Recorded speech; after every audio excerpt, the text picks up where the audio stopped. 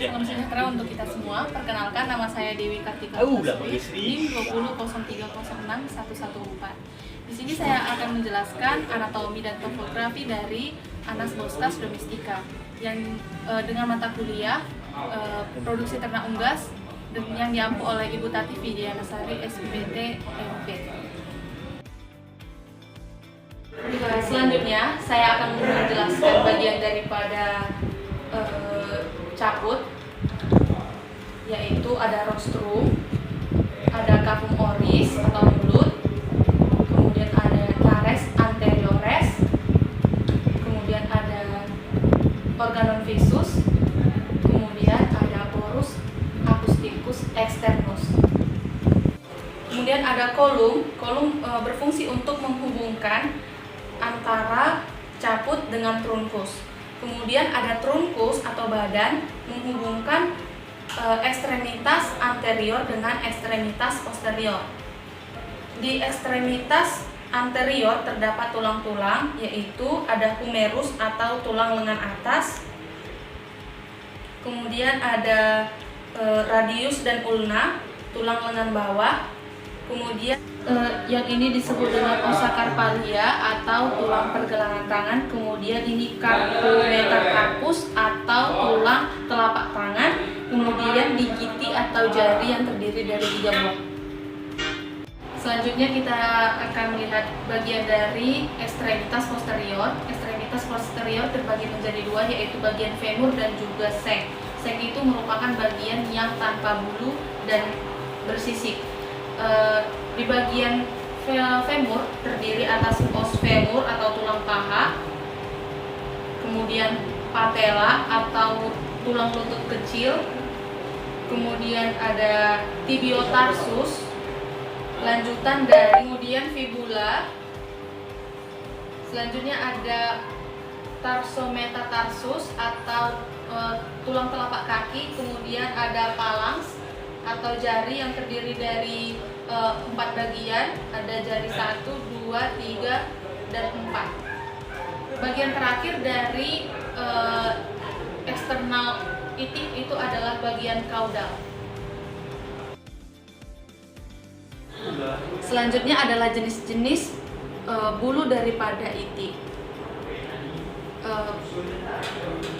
Yang ini disebut dengan plumae. Plumae merupakan bulu yang menutupi sayap dan juga ekor. Kemudian ada plumulae yang menutupi bagian badan. Kemudian ada filoplumae yang menutupi bagian-bagian bawah badan. Kemudian adalah berikut ini adalah bagian-bagian daripada bulu yang terdiri atas 3 bagian, yaitu ada calamus yang melekat pada kulit, ciri-cirinya dia berongga. Kemudian ada racis yang sampai ujung itu tidak berongga. Kemudian ada fen atau vexillum, merupakan bendera daripada bulu.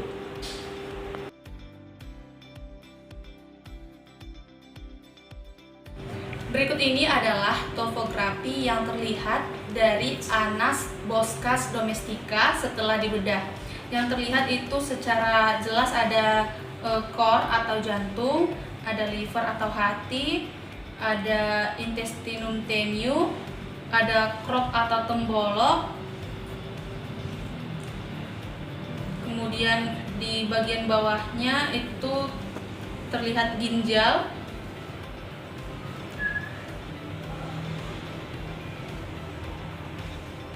Dan juga ada terlihat ovarium. Kemudian di sebelah kanan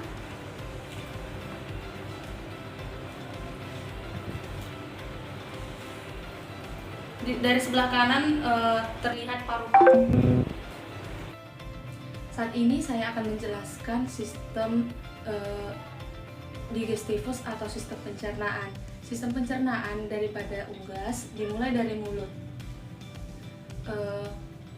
Dalam mulut ini atau cavum oris tidak terdapat gigi, sehingga kerja mekanisme secara mekanik belum terjadi di dalam mulut.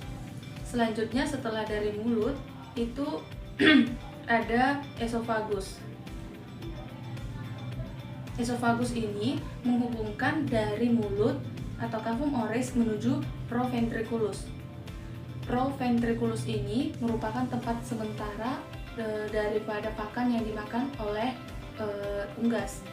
Kemudian ventriculus. Ventriculus ini adalah alat untuk memecah makanan atau pakan yang tadinya dimakan oleh unggas yang tidak terjadi pencernaan secara mekanik terjadi di ventriculus ini. Selanjutnya adalah intestinum tenue. Intestinum tenue terbagi menjadi 3, yaitu duodenum, jejunum, dan ileum. Duodenum ini sepanjang pankreas melekat. Jadi mulai dari sini disebut duodenum karena pankreas melekat di sini. Fungsi pankreas di sini adalah untuk membantu pencernaan daripada unggas. Kemudian setelah duodenum, jejunum sampai ileum. Setelah dari intestinum tenue terdapat seka atau usus buntu di antara usus halus dengan usus besar. Usus besar disebut juga dengan rektum, tempat terjadinya penyerapan air oleh bakteri-bakteri di sini, hingga menuju kloaka. Kloaka merupakan saluran pembuangan dari 3 saluran, yaitu rektum, kemudian air seni, dan juga produksi telur. Berikutnya adalah sistem respiratori, dimulai dari nares externus, kemudian nares internus, kemudian cavum oris, dilanjutkan dengan glotis. Glotis merupakan katup dari 2 saluran, yaitu katup saluran untuk esofagus dan juga trakea. Dari glotis itu menuju larynx, kemudian dari larynx menuju ke bifurcatio atau percabangan dari trakea menuju ke pulmo. Pulmo merupakan tempat pertukaran gas.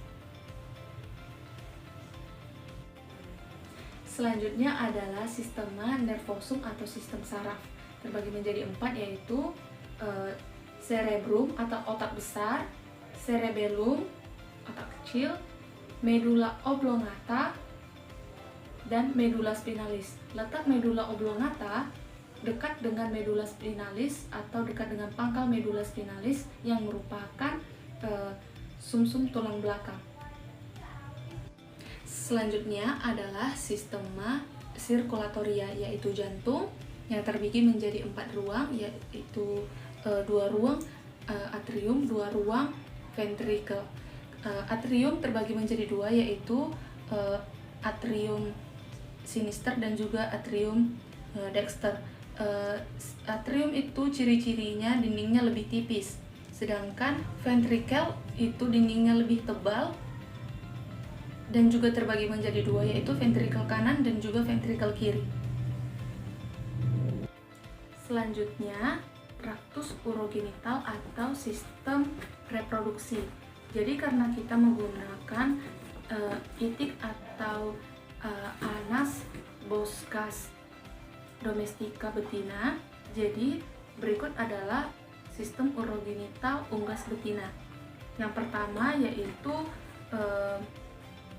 ovarium atau sel-sel telur, di mana di sini sudah diproduksi sel telur.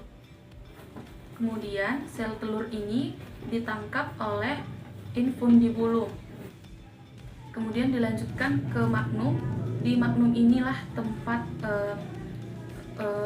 sel sperma sudah menunggu dan akan membuahi sel telur. Kemudian dilanjutkan ke isthmus. Di isthmus ini terjadi pembentukan albumin kental atau putih telur.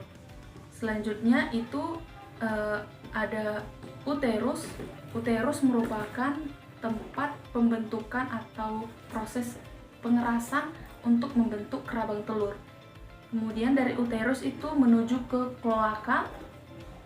Kloaka ini tempat muara keluarnya telur. Selanjutnya adalah sistem urogenital. Sistem urogenital terdiri atas 3 organ, yaitu ren atau ginjal, ureter, saluran untuk menyalurkan urin dari ginjal menuju kloaka. Kloaka merupakan muara pembuangan dari 3 saluran. Demikianlah video praktikum yang saya lakukan. Jika ada kesalahan kata, mohon maaf. Jika ada kekurangan, saya juga mohon saran dan juga kritiknya. Terima kasih. Sampai